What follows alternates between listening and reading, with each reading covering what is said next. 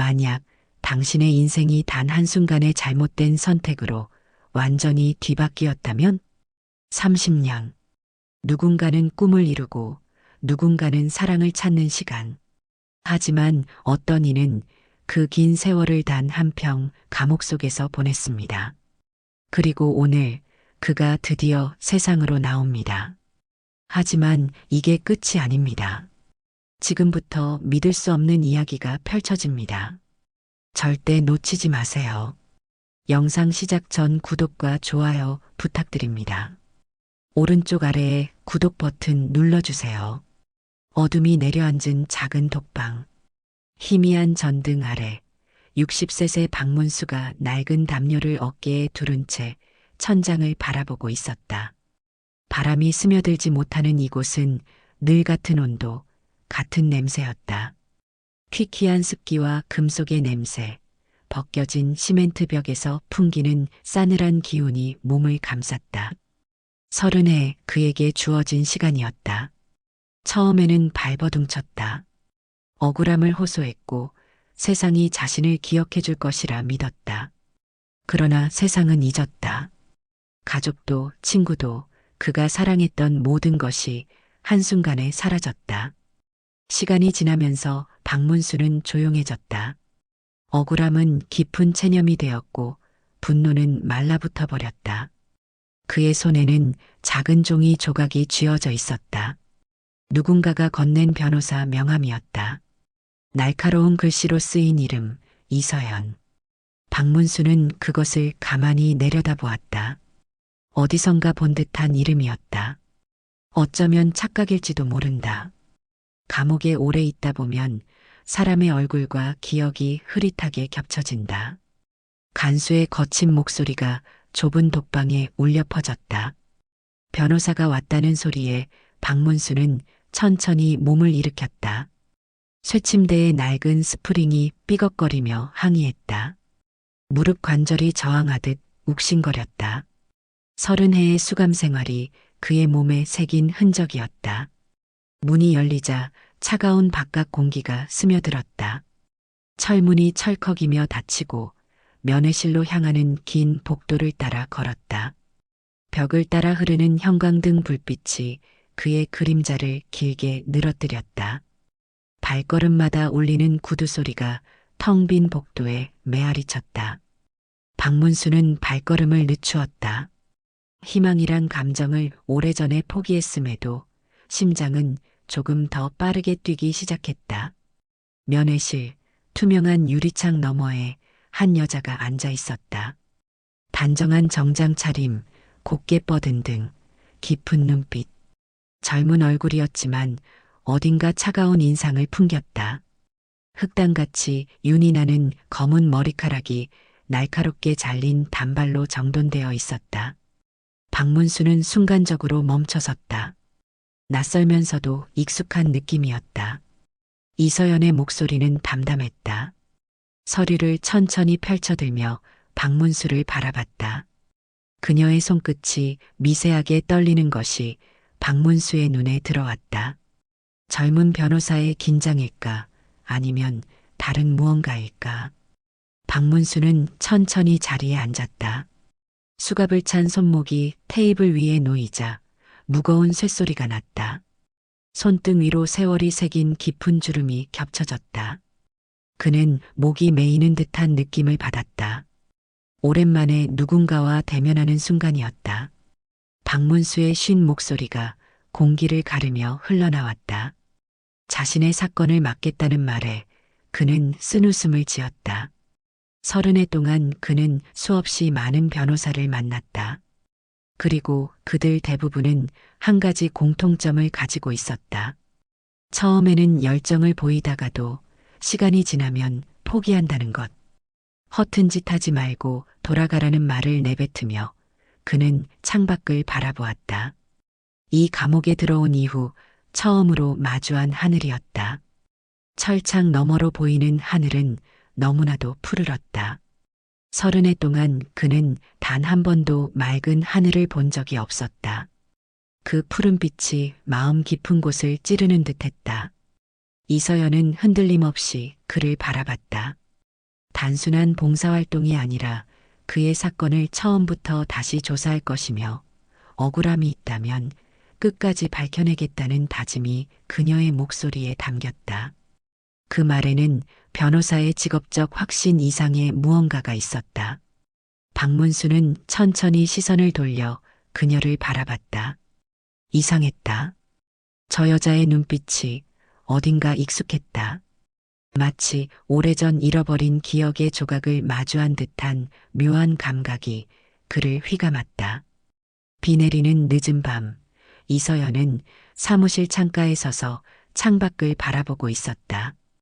유리창에 부딪히는 빗방울이 만드는 소리가 방 안을 채웠다.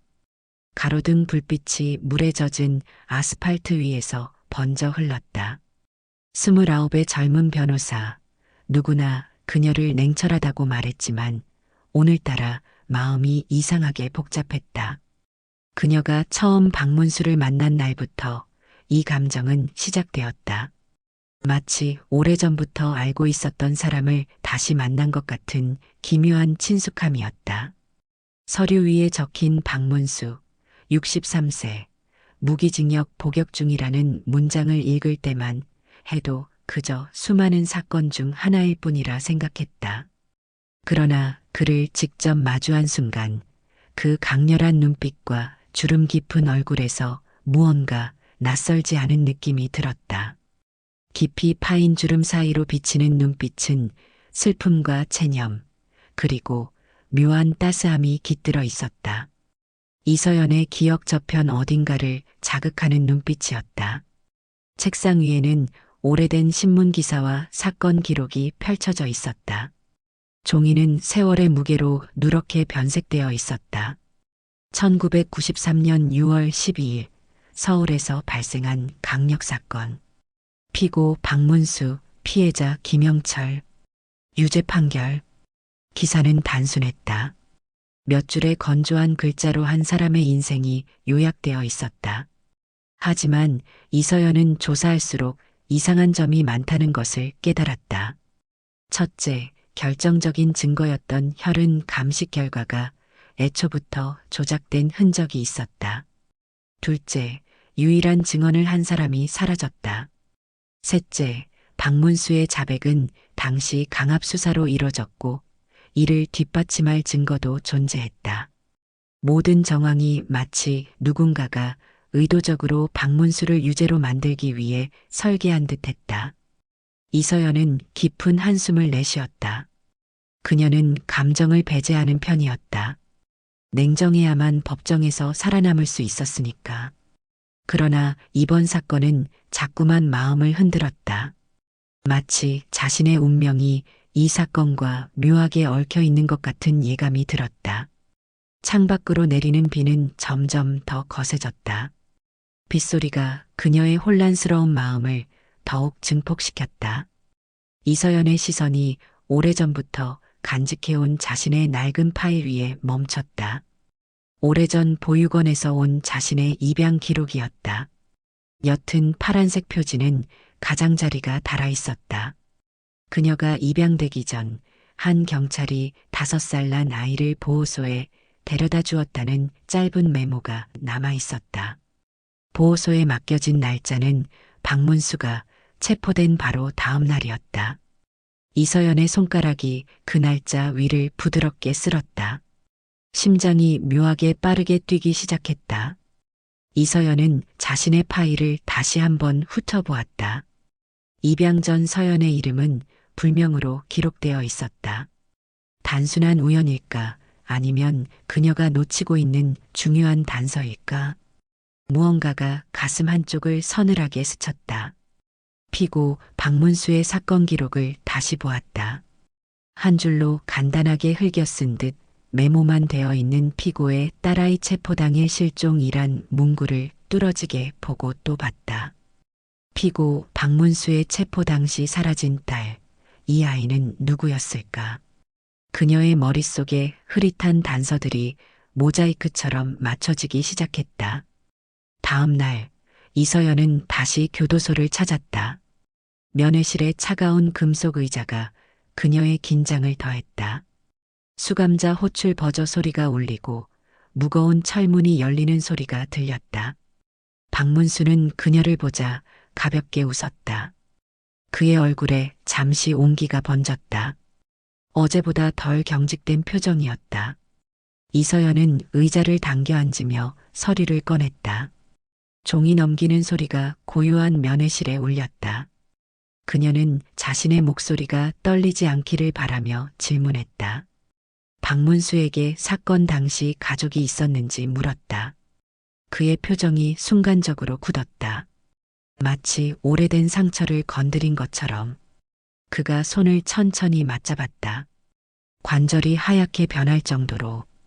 박문수는 깊이 잠긴 눈으로 그녀를 바라봤다. 그의 눈빛은 수십 년의 고통과 그리움으로 가득 차 있었다. 그리고 아주 작은 목소리로 말했다. 딸이 있었다고. 이서연의 심장이 덜컥 내려앉았다. 그녀의 호흡이 순간 멈추는 것 같았다. 박문수는 무겁게 말을 이었다. 5살이었던 그의 딸. 그날 그가 집에 돌아갔을 때 딸이 울고 있었다. 그런데 경찰이 들이닥쳤고 그는 그대로 체포됐다. 그의 목소리에는 30년이 지났음에도 여전히 생생한 아픔이 묻어 있었다. 시간이 그 상처를 전혀 치유하지 못했다는 사실이 이서연의 가슴을 아프게 했다. 이서연은 손에 힘을 주었다. 손톱이 손바닥을 파고들었다. 숨을 깊이 들이마셨다. 그 딸이 지금 어떻게 됐는지 아는지 물었다. 박문수는 고개를 저었다. 그날 이후로 본 적이 없다는 말에 그의 목소리가 흔들렸다. 오랜 시간 동안 감춰두었던 슬픔이 그의 주름진 얼굴 위로 번졌다. 순간 수십 년 동안 깊이 가라앉아 있던 기억의 조각이 이서연의 마음 깊은 곳에서 떠올랐다. 어린 시절 꿈속에서 자주 보았던 누군가의 얼굴. 거칠지만 따뜻했던 손길. 흐릿한 멜로디. 그녀가 어린 시절 끝없이 그리워했던 기억의 파편들이 서서히 선명해졌다. 그때 박문수가 무심코 흥얼거린 멜로디가 이서연의 귀를 파고들었다.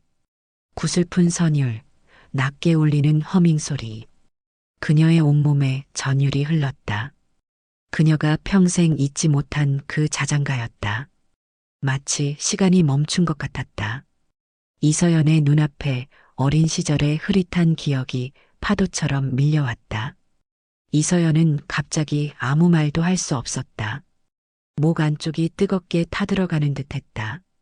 그녀는 자신의 손이 떨리는 것을 느꼈다. 서류를 쥔 그녀의 손끝이 하얗게 변했다. 면회실의 차가운 공기가 갑자기 무겁게 느껴졌다. 박문수와 그녀 사이에 30년의 시간이 무겁게, 그러나 투명하게 펼쳐져 있었다. 이서연은 깊은 밤 사무실에 홀로 남아 있었다. 창밖에는 가로등 불빛이 희미하게 깜빡였고 서류들 사이로 커피 향이 옅게 퍼졌다. 초점 없는 눈으로 천장을 바라보던 그녀는 손끝으로 낡은 입양 서류의 가장자리를 천천히 문질렀다. 종이의 모서리는 세월의 흔적으로 부드럽게 달아 있었다. 서류 위에 찍힌 날짜와 나이가 그녀의 시선을 붙잡았다. 5살. 입양 서류 속의 나이는 정확히 5살이었다. 그리고 보호소에 맡겨진 날짜는 박문수가 체포된 다음 날. 그녀의 심장이 묘하게 뛰었다. 사무실의 정막 속에서 자신의 심장 소리가 귓가에 울리는 것 같았다. 타이핑 소리도 전화벨 소리도 없는 고요함 속에서 오직 그녀의 불규칙한 호흡만이 공간을 채웠다. 어릴 적 기억은 마치 두꺼운 안개에 쌓여 있었다. 이서연은 5살 이전의 기억이 전혀 남아있지 않았다. 마치 누군가가 의도적으로 지워버린 것처럼. 하지만 단 하나 유난히 선명하게 남아있는 것이 있었다. 작은 음악 상자. 나무로 만들어진 모서리가 둥글게 깎인 상자. 열면 작은 발레리나가 빙글빙글 돌았던 밤이면 어딘가에서 잔잔한 멜로디가 들려왔다. 달빛이 창문 너머로 비치던 어린 시절, 누군가가 조용히 귓가에 속삭이듯 불러주던 노래. 그 선율은 평생 잊히지 않았다. 아무리 시간이 흘러도, 아무리 다른 기억이 사라져도 그 노래만큼은 이서연의 머릿속에 또렷이 남아 있었다. 마치 그녀의 영혼에 새겨진 것처럼.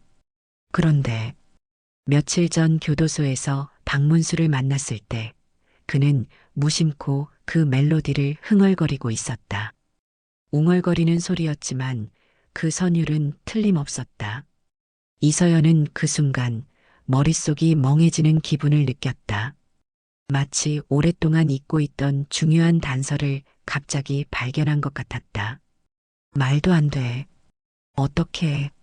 그녀는 떨리는 손으로 휴대폰을 꺼냈다. 피곤한 눈을 비비며 인터넷을 검색했다. 화면의 푸른빛이 어두운 사무실에 희미하게 번졌다. 30해 전 박문수 사건. 여러 기사와 옛 신문 스캔본이 화면에 떠올랐다.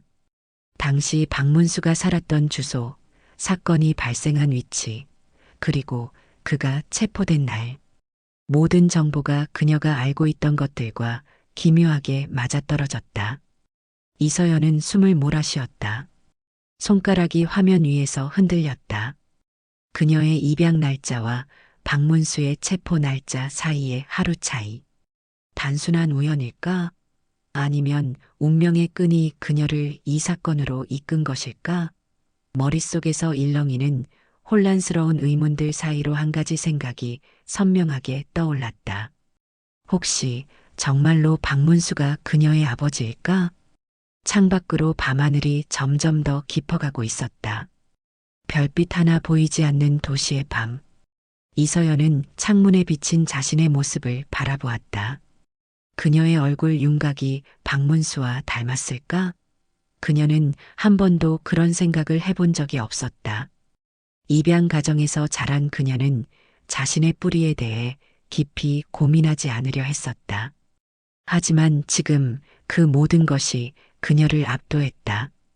다음 날, 이서연은 다시 교도소로 향했다. 아침 햇살이 차가운 콘크리트 건물 위에 부서졌다. 면회실로 들어가자 박문수가 천천히 그녀를 바라보았다. 그의 눈에는 묘한 기대감이 어려 있었다. 이서연은 그가 자신의 방문을 기다리고 있었다는 것을 직감했다. 또 왔네. 그의 목소리는 건조했지만 안도감이 묻어 있었다. 이서연은 조심스럽게 말했다. 그녀는 망설이다가 입을 열었다. 박문수에게 어린 시절 딸을 위해 불러주던 노래가 있었는지 물었다. 질문을 던지는 그녀의 목소리가 미세하게 떨렸다. 박문수는 잠시 당황한 듯 보였다. 갑자기 왜 그런 걸 묻는지 되물었다. 그의 눈빛이 날카로워졌다. 마치 오래 숨겨온 비밀이 드러날까 두려워하는 것처럼. 이서연은 자신의 감정을 숨기려 애썼다. 그저 알고 싶다고 대답했다. 그녀의 심장은 빠르게 뛰었다. 그는 잠시 생각에 잠겼다. 주름진 이마 위로 그림자가 드리웠다. 그리고 조용히 고개를 끄덕였다. 있었다고 했다. 작은 음악 상자를 틀고 딸을 재울 때마다 불렀다고. 그의 목소리에서 그리움이 묻어났다. 30해가 지났지만 그 기억만큼은 생생하게 남아있는 듯했다. 이서연은 손끝이 차가워지는 걸 느꼈다. 어떤 멜로디였는지 물었다. 그녀의 목소리는 거의 속삭임에 가까웠다. 면회실의 공기가 갑자기 무거워진 것 같았다. 시간이 느리게 흐르는 듯했다. 박문수는 어딘가 먼 곳을 바라보듯 허공을 응시했다. 그의 눈빛이 부드러워졌다. 과거에 행복했던 순간으로 돌아간 듯한 표정이었다. 그리고 아주 조용히 낮은 목소리로 그 노래를 흥얼거렸다. 처음에는 거칠고 불안정한 음으로 시작했지만 점차 목소리에 따스함이 깃들었다. 그 순간 이서연의 머릿속에서 기억의 조각들이 폭발하듯 맞춰졌다. 박문수의 목소리가 만들어낸 선율이 그녀가 평생 기억하고 있던 바로 그 멜로디였다. 그녀의 온몸에 전율이 흘렀다. 유리병 너머에서 울려 퍼지는 그 노래는 마치 시간의 장벽을 뚫고 그녀에게 닿는 것 같았다. 이서연은 순간 아무 말도 할 수 없었다. 목구멍이 메이는 듯했다. 눈가에 따뜻한 무언가가 맺혔다.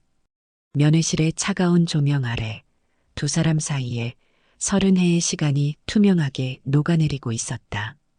그녀의 손이 무의식적으로 유리벽 위로 올라갔다. 마치 저 멀리 있는 무언가를 붙잡으려는 것처럼. 이서연은 깊은 밤까지 서류를 검토했다. 사무실 안에는 책상 위 작은 스탠드 불빛만이 흔들리고 있었다. 창밖에서 들려오는 간간이 울리는 자동차 경적 소리와 멀리서 들려오는 도시의 숨소리가 밤의 정적을 깨뜨렸다.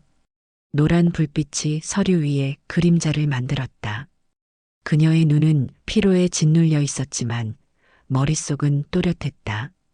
박문수의 사건을 조사하면 할수록 그녀의 머릿속에는 두 가지 감정이 교차했다. 분노, 그리고 두려움. 분노는 불꽃처럼 타올랐다. 누군가가 의도적으로 한 사람의 인생을 파괴했다는 사실에 대한 분노였다. 두려움은 물처럼 그녀의 내면을 차갑게 적셨다. 그 진실이 자신과 연결되어 있다는 예감에서 오는 두려움이었다. 사건의 기록은 도무지 말이 되지 않았다. 30해 전 한밤중에 벌어진 살인사건. 목격자 없음. 현장에서 발견된 혈은 단 하나의 증거. 그리고 경찰이 받아낸 자백. 어떻게 이런 증거만으로 유죄 판결이 내려졌을까? 현대 법정에서는 결코 인정받지 못할 증거들이었다. 재심을 위해서는 확실한 물증이 필요했다. 이서연은 경찰서를 직접 찾아갔다.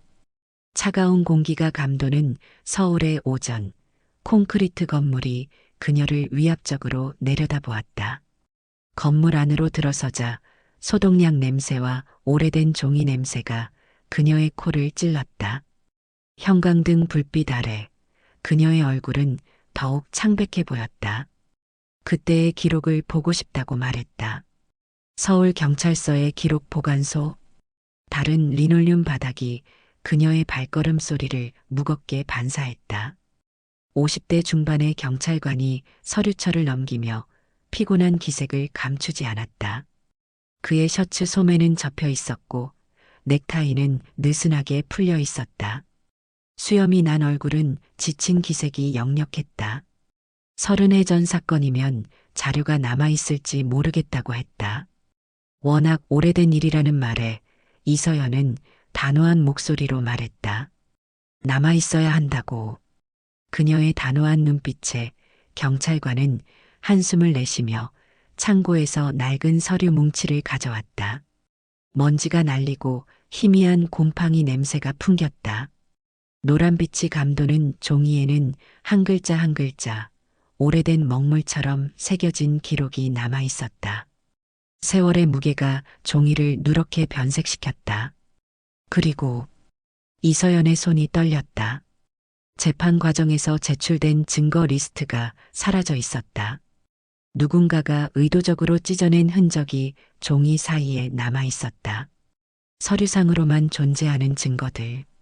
박문수를 범인으로 몰았던 결정적 증거들은 정작 실제로는 존재하지 않았다. 종이 위에 환상 만들어진 진실이었다. 심장이 세차게 뛰었다. 그렇다면 아버지는 30해 동안 조작된 증거로 감옥에 갇혀 있었다는 거야? 그 생각은 그녀의 내장을 짓누르는 듯했다. 순간 경찰관이 의미심장한 목소리로 입을 열었다. 그의 목소리가 낮게 가라앉았다. 마치 오랫동안 비밀을 간직해온 사람처럼. 이 변호사. 그의 목소리에 이서연은 고개를 들었다. 그 사건의 당시 담당 형사가 누구였는지 아냐고 물었다. 이서연은 재빠르게 서류를 확인했다. 창가에서 들어오는 햇빛이 서류 위에 비스듬히 내리쬐었다. 그리고 그녀의 눈동자가 흔들렸다. 그 이름, 그녀가 입양 서류에서 본 자신을 보호소에 맡겼던 경찰관의 이름이었다. 이서연은 그 자리에서 얼어붙었다. 설마 이것이 단순한 우연일 리가 없었다. 이서연은 곧장 그 형사를 찾아갔다. 은퇴 후 외곽에 살고 있던 70대의 전직 형사 김도훈. 도시의 소음과 번잡함을 벗어난 조용한 동네, 낮은 담장과 작은 정원이 있는 평범한 집이었다. 그는 집 앞마당에서 천천히 차를 마시고 있었다. 오후의 햇살이 그의 흰 머리카락을 금빛으로 물들였다. 김도훈 씨 맞으시죠? 이서연의 목소리는 냉정했다. 법정에서 상대방을 압박할 때 쓰는 목소리였다. 김도훈은 그녀를 바라보더니 피식 웃었다. 젊은 변호사가 웬일이냐며 그의 목소리는 태평했지만 눈빛은 경계심으로 가득했다. 이서연은 손에 들고 있던 서류를 내밀었다. 이 사건 기억하시냐고 물었다. 서류 위에 붉은색 볼펜으로 표시된 날짜와 사건 번호가 선명했다. 김도훈은 찻잔을 내려놓았다. 그의 손가락이 미세하게 떨렸다. 그리고 천천히 한숨을 쉬었다. 마치 오랫동안 짊어졌던 무거운 짐을 내려놓는 듯한 표정이었다. 드디어 올 게 왔군. 그의 목소리는 체념과 안도가 섞인 이상한 톤이었다. 이서연은 무슨 뜻이냐고 물었다. 그는 창밖을 바라보며 낮은 목소리로 말했다. 정원에 심어둔 나무들 사이로 새들이 지저귀는 소리가 들렸다. 평화로운 풍경과는 대조적으로 그의 눈빛은 어둡고 무거웠다. 자신은 평생 이 일이 밝혀질까 두려웠다고 했다. 그의 목소리는 나직했지만 그 안에는 깊은 후회가 담겨 있었다. 주름진 손이 테이블 위에서 꼼지락거렸다. 박문수는 애초부터 범인이 아니었다고 했다. 그 말에 이서연의 심장이 덜컥 내려앉았다. 그날 밤 진범이 따로 있었지만 자신들은 손을 쓸 수 없었다고 했다. 그의 목소리에는 오랜 세월 숨겨온 비밀의 무게가 실려 있었다. 진범이 누구였느냐는 질문에 김도훈은 잠시 입을 다물었다. 그의 눈에 회한의 빛이 어렸다. 그러더니 한 이름을 조용히 내뱉었다. 공기 중에 떠도는 그 이름은 마치 오래된 망령처럼 이서연의 귓가에 맴돌았다. 그 이름을 듣는 순간 이서연은 숨이 막혔다. 목구멍이 조여오는 듯했다. 그 이름은 너무나도 익숙했다. 그녀가 자라온 입양 가정의 아버지 이강현. 지역의 유력 인사이자 그녀를 변호사로 키워낸 사람. 그녀의 삶의 방향을 정해준 사람. 진실이 너무 끔찍한 형태로 드러나고 있었다. 이서연의 온몸이 떨렸다. 손끝부터 발끝까지 차가운 전율이 퍼져나갔다. 마당의 햇살은 여전히 따스했지만 그녀의 내면은 깊은 겨울밤처럼 얼어붙었다. 세상의 모든 소리가 멀어지는 것 같았다. 서울중앙지방법원의 법정. 무겁게 닫힌 문은 번쩍이는 황동 손잡이로 장식되어 있었다. 질서정연하게 배치된 나무 의자와 말쑥하게 닦인 바닥. 저 멀리 높은 재판석 위로는 대한민국 법원의 상징이 엄숙히 걸려 있었다. 오늘 30해간 묶여있던 한 남자의 삶이 판가름 나는 날이었다. 박문수는 피고인석에 앉아 있었다. 곱게 편 등이지만 세월이 새겨진 얼굴과 깊게 패인 주름은 그가 겪어온 고통을 말해주고 있었다. 수갑이 풀린 손목에는 여전히 붉은 자국이 남아 있었다. 그의 눈빛은 이제 더 이상 잃을 것이 없는 사람처럼 담담했다. 창백한 피부는 수십 년간 햇빛을 제대로 보지 못한 흔적이었다. 방청석에는 기자들이 몰려 있었다. 카메라를 들고 있는 사람들, 필기구를 쥐고 있는 사람들. 오랜 세월 잊혔던 사건이 다시 주목받고 있었다. 법정 안의 공기가 무겁게 가라앉았다. 긴장감이 물 위에 떠다니는 기름처럼 공간을 채웠다. 판사의 낮고 단호한 목소리가 법정을 울렸다. 그의 목소리에는 공정함과 엄격함이 담겨 있었다. 재심 사건 번호와 피고인 이름이 호명되자 모든 시선이 일제히 박문수에게 향했다. 그는 미동도 하지 않고 앞만 바라보았다. 이서연은 변호인석에 앉아 있었다. 그녀의 손에는 두꺼운 증거 파일이 들려 있었다. 옅은 다크서클이 그녀의 눈 아래 자리 잡고 있었다. 마지막까지 잠을 제대로 이루지 못한 얼굴이었다. 정장은 단정했지만 그녀의 손끝에서 미세한 떨림이 느껴졌다. 이 순간을 위해 그녀는 온 힘을 다해 달려왔다.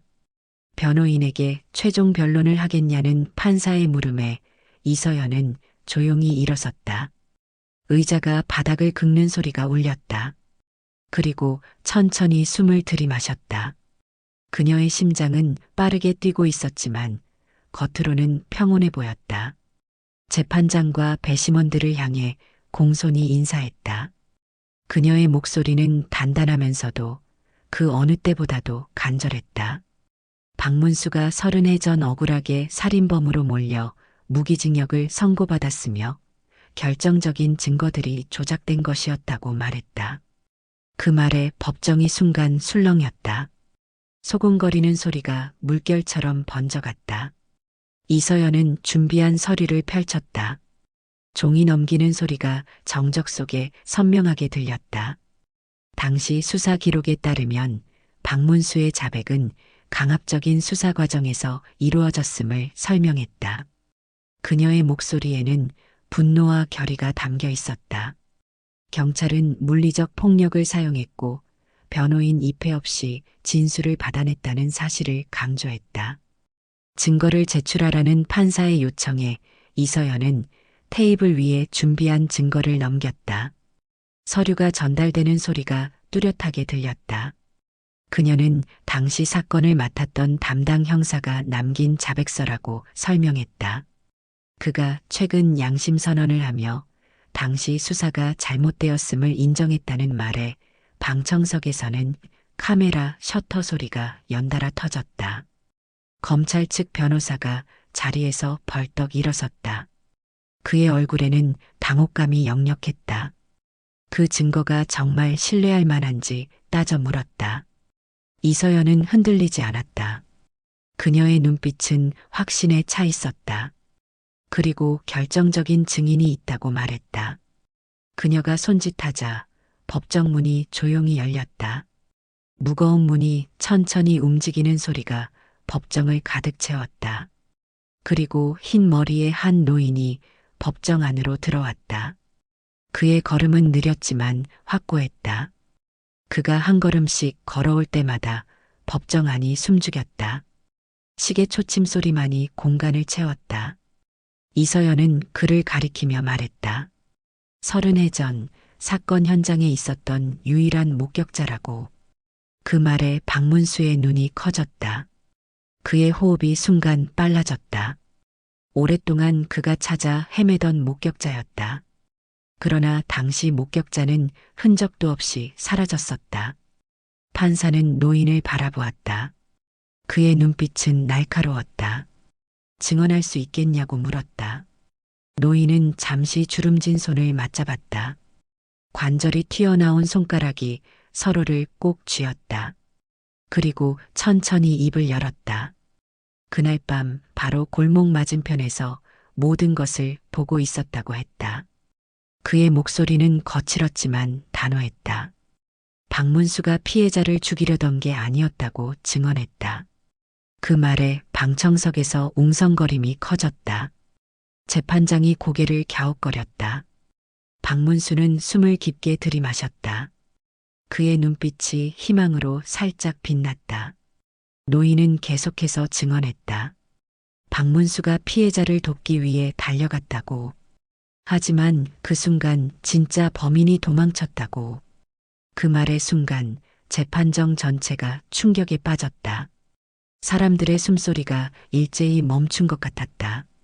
박문수의 손이 가늘게 떨렸다. 이서연은 다시 한번 숨을 들이마셨다. 그녀의 목소리는 흔들리지 않았다. 그렇다면 진범이 누구냐고 물었다. 노인은 주름진 손을 꽉 쥐었다. 그의 눈빛이 갑자기 날카로워졌다. 그리고 천천히 떨리는 손으로 방청석의 한 남자를 가리켰다. 진범은 그 자리에서 우리를 지켜보고 있는 그 사람이라고 했다. 법정은 숨죽인 채 정적에 휩싸였다. 시간이 멈춘 것 같았다. 모두의 시선이 증인이 가리킨 남자를 향했다. 한 남자가 자리에서 몸을 움찔했다. 머리가 희끗한 중년의 남자, 경찰 고위 간부 출신이었다. 그는 얼굴이 하얗게 질렸다. 그가 자리에서 벌떡 일어나 소리쳤다. 무슨 말도 안 되는 소리냐며. 그의 목소리는 공포로 일그러져 있었다. 하지만 이미 너무 늦었다. 검찰 측 변호인마저 얼굴이 창백해졌다. 이서연은 침착하게 입을 열었다. 그녀의 목소리는 차분했지만 단호했다. 추가 증거 제출을 요청한다고 했다. 그녀는 새로운 서류를 제출했다. 종이가 판사의 손을 통해 전달되었다. 그녀는 해당 사건 당시 경찰 기록이라고 설명했다. 사라졌던 증거 목록이 최근 복구되었으며 박문수가 피해자에게 접근한 것이 아니라 그를 구하려고 한 것이었다고 밝혔다. 판사는 서류를 천천히 넘겼다. 종이가 넘어가는 소리만이 법정에 울렸다. 그리고 잠시 생각에 잠긴 후 무거운 목소리로 말했다. 피고인 박문수에 대한 새로운 증거와 증언이 제시된 만큼 검토를 거쳐 판결을 내릴 것이며 박문수에 대한 구속을 즉시 해제하고 최종 판결이 확정될 때까지 석방을 명령한다고 했다. 순간 법정 전체가 술렁였다. 기자들이 일제히 자리에서 일어섰다. 카메라 플래시가 터지고 사람들의 목소리가 뒤섞였다. 재판장의 망치 소리가 법정을 울렸지만 혼란은 쉽게 가라앉지 않았다. 박문수는 그 말을 듣고도 아무런 반응을 보이지 않았다. 그저 깊은 숨을 들이마셨다. 30해 만에 감옥이 아닌 세상으로 돌아갈 기회. 그의 눈에는 믿을 수 없다는 표정이 서렸다. 모든 소리가 멀어지고 그에게는 오직 그 한 문장만이 남아 있었다. 이서연은 그를 바라봤다. 그녀의 눈에는 복잡한 감정이 어려 있었다. 그리고 조용히 눈물을 흘렸다. 굳게 참아왔던 감정이 마침내 터져나왔다. 그것은 기쁨의 눈물이자 오랜 슬픔의 눈물이었다. 아버지를 찾았다는 안도감, 그리고 그가 겪은 30해의 시간에 대한 깊은 슬픔. 교도소 앞, 거대한 콘크리트 벽과 철조망이 둘러싸인 건물. 무거운 철문이 천천히 열렸다. 박문수는 처음으로 감옥 밖 공기를 들이마셨다. 30해 만이었다. 그 공기는 달콤하고 새로웠다. 바람이 그의 머리카락을 부드럽게 쓰다듬었다.